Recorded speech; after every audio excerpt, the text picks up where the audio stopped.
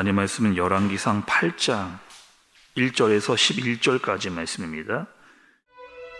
이에 솔로몬이 여호와의 언약궤를 다윗성 곧 시온에서 메어 올리고자 하여 이스라엘 장로와 모든 지파의 우두머리 곧 이스라엘 자손의 족장들을 예루살렘에 있는 자기에게로 소집하니 이스라엘 모든 사람이 다 에다님월 곧 일곱째 달 절기에 솔로몬 왕에게 모이고 이스라엘 장로들이 다 이름에 제사장들이 궤를 매니라.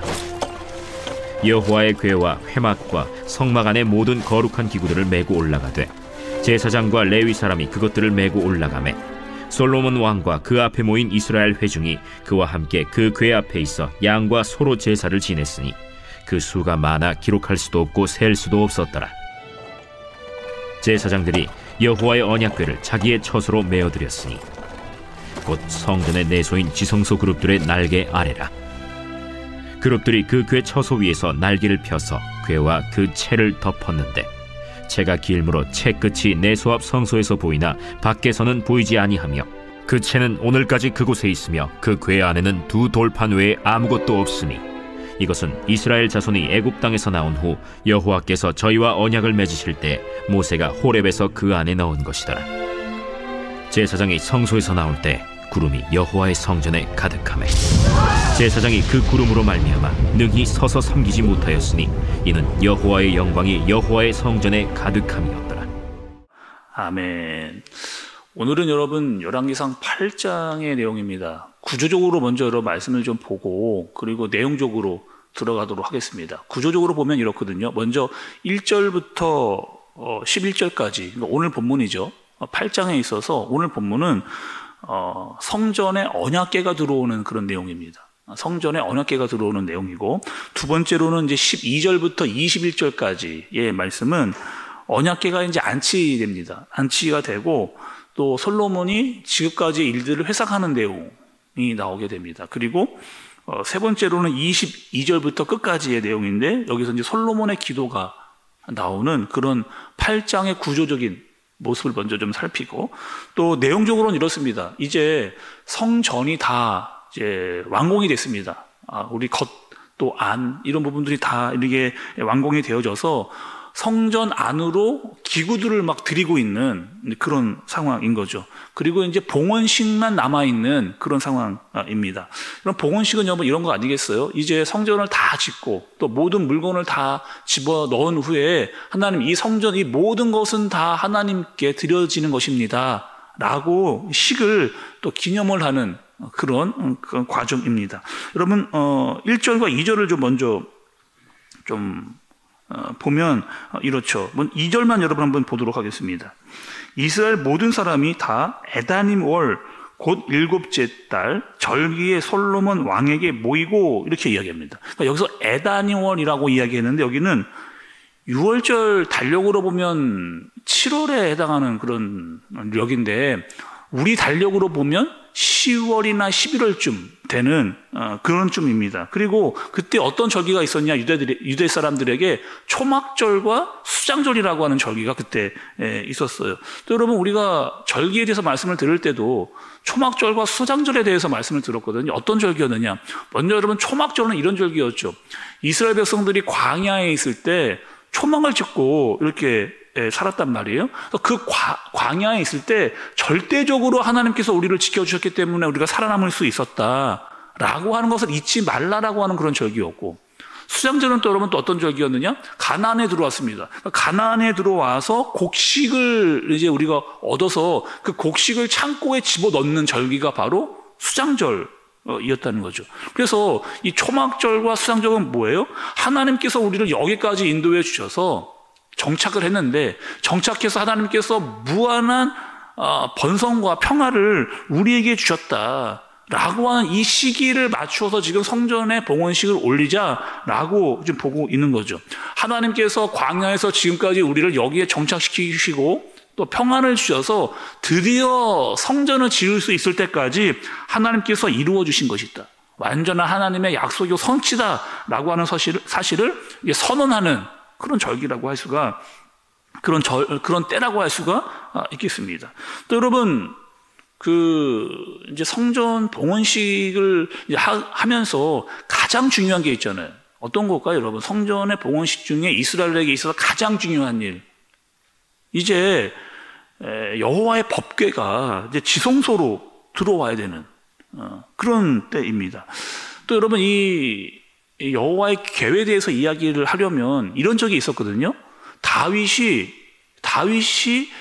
이 법궤를 자기 쪽으로 가져오려고 했을 때가 있습니다. 지금은 솔로몬 때지만 다윗 때에도 이런 경우가 있었거든요. 그때 여러분 어떻게 했어요? 기억 여러분 나세요? 다윗이 법궤를 가지고 오는데 어떻게 가져가느냐? 소로 수레를 끌어가지고 법궤를 가지고 오는, 그러다가 우사가 그 법궤를 만져서 죽음을 당하는 그런 일이 있었습니다. 왜? 함부로 법궤를 만졌기 때문에, 또 하나님께서 하라는 대로 하지를 않았기 때문에 그런 일이 있었죠. 그래서 솔로몬은 어떻게 하느냐? 과거의 실수를 반복하지 않고, 여러분 오늘 3절의 말씀을 좀 보시면 이스라엘 장로들이 다 이름에 제사장들이 궤를 매니라 이렇게 이야기합니다. 그러니까 소가 수레를 끌고 오지 않고 제사장들이 어깨에 메고 법궤를 가지고 들어오는 그런 상황. 또 여러분, 언약궤뿐만 아니고 다른 모든 기구들도 지금 거의 옮겨 놓습니다. 5절도 좀 보세요. 솔로몬 왕과 그 앞에 모인 이스라엘 회중이 그와 함께 그 궤 앞에 있어 양과 소로 제사를 지냈으니 그 수가 많아 기록할 수 없고 셀 수도 없었더라 이렇게 해야 됩니다. 그러니까 성전의 모든 기구들, 그리고 여호와의 법궤도 지성소에 집어넣은 후에 솔로몬과 백성들이 너무나 기뻤습니다. 그래서 그 모든 것들을 하나님께 막 드리고 싶은, 그러니까 모든 것들을 다 하나님께 좀 드려서 이 감사를 하나님께 올리고 싶은 그런 마음을 지금 표출하고 있는 그런 내용인 거죠. 여러분, 우리가 그 신앙생활을 하면서 달라진 게 있습니다. 달라진 게 무엇이냐면, 옛날에는 받는 것을 엄청 좋아했거든요. 근데 우리가 신앙생활을 하고 신앙의 연수가 커지고 믿음이 점점 커지면서 받는 것보다 이제는 주는 것이 더 좋아하는 쪽으로 우리가 바뀌어졌거든요. 처음에는 다 받기 위해 신앙생활을 했습니다. 뭐 은혜를 받고 구원을 받고 사랑을 받고 다 받는 것에 익숙해졌는데, 언제부턴가 우리가 이제는 주는 것에 더 기쁨을 많이 누리는 사람들로 바뀌게 된 거죠. 예를 들어서 예배를 한번 생각해 볼까요? 예배, 여러분 처음에 예배 올 때 어떻게 왔느냐? 복 받으러 왔습니다. 은혜 받으러 왔고요. 사랑 받으러 왔습니다. 물론 맞고 너무나 중요한데, 언제부턴가 받는 것에서 이제 우리가 드리고 싶은 마음으로 바뀌는 거죠. 예배를 드립니다. 하나님께 찬양과 기도를 드리고 나 자신을 하나님께 거룩한 산 제사로 드리는, 그런 드리는 자의 모습이 예배자의 참 모습이라고 할 수가 있는 거죠. 그러니까 다윗도 여러분 이렇게 고백을 했거든요. 역대상 29장 14절에 보니까 다윗이 이렇게 고백을 했습니다. 나와 내 백성이 무엇이기에 이처럼 즐거운 마음으로 드릴 힘이 있었나이까? 모든 것이 주께로 말미암아 싸우니 우리가 주의 손에서 받은 것으로 주께 드렸을 뿐이다 이렇게 얘기합니다. 그러니까 하나님께 드릴 수 있는 이 모든 것들이 다 하나님께서 나에게 주신 은혜이기 때문에 가능했다. 여러분 이렇게 고백하는 거죠. 한번 여러분 생각을 해보세요. 이 새벽에 이 자리에 나와서 하나님께 예배를 드릴 수 있는 것 자체가 우리가 얼마나 감사한 일인지, 아침에 눈을 뜨고 건강하게 나와서 힘과 정성을 다해 주님께 예배를 드릴 수 있는 것이 얼마나 감사한 일인지, 여러분 무엇인가를 하나님께 막 드리고 싶은 그것 자체가 우리에게 얼마나 감사한 일인지 생각을 여러분 우리가 함께 해볼 필요가 있다는 거죠. 오늘 언약궤가 들어오고 있습니다. 또 어떻게 들어왔느냐? 제사장의 어깨에 메고 언약궤가 들어왔어요. 사실 따지고 보면 이 언약궤를 사람의 어깨에다 메고 들어오는 것보다 소에 끌고 들어오는 것이 훨씬 쉽고 편한 과정일 수 있습니다. 근데 하나님은 그렇게 하지 말라라고 분명히 말씀을 하셨고, 또 하나님의 방법대로 해야 된다고 이야기를 해줬습니다. 왜? 불편해도 또 어려워도 불합리하게 느껴져도 너희는 그렇게 해라. 그렇게 할 때 어떻게 되느냐? 11절에 보니까 하나님의 영광이 그 성전에 가득하게 된다. 이렇게 말씀을 하셨습니다. 여러분 요즘 시대가 얼마나 편하고 또 쉬운 것들을 선호하는 그런 시대예요. TV만 켜보세요. 우리가 가지고 있는 스마트폰만 여러분 켜보세요. 클릭만 하면요, 찬양, 기도, 설교가 쏟아지는 그런 시대를 살고 있습니다. 아니 굳이 뭐 교회까지 와서 여러분 예배 드릴 필요 있어요? 그냥 집에서 뭐 유튜브 켜가지고 뭐 그렇게 예배 드려도 여러분 그렇게 편하게 예배 드릴 수 있죠. 근데 우리의 신앙은 뭐예요? 우리 여러분 신앙은 뭡니까? 끊임없이 생각을 하는 거예요. 무슨 생각이요? 하나님께서 정말 우리에게 원하는 것이 무엇일까를 끊임없이 생각하고 애를 쓰고 그것대로 행하기 위해 노력하는 것 자체가 우리에게 아주 중요한 신앙이라고 할 수가 있는 거죠. 우리가 하나님을 믿는다는 것은 내 마음대로, 내가 하고 싶은 대로, 뭐 내 좋을 대로, 여러분 그게 신앙이 아닌 겁니다. 하나님이 원하신 것이 무엇인지를 끊임없이 생각하고 그 말씀에 따라 순종하면서 하나님 중심으로 우리의 삶이 바뀌어지는 것이 신앙인 거죠. 그래서 예수님께서 뭐라고 말씀하신 거예요? 나를 따라오려 보면 어떻게 하라고요? 자기를 부인하고 쫓아와라 라고 말씀을 하신 겁니다. 우리의 신앙은 여러분 이렇게 자라나고 있어요.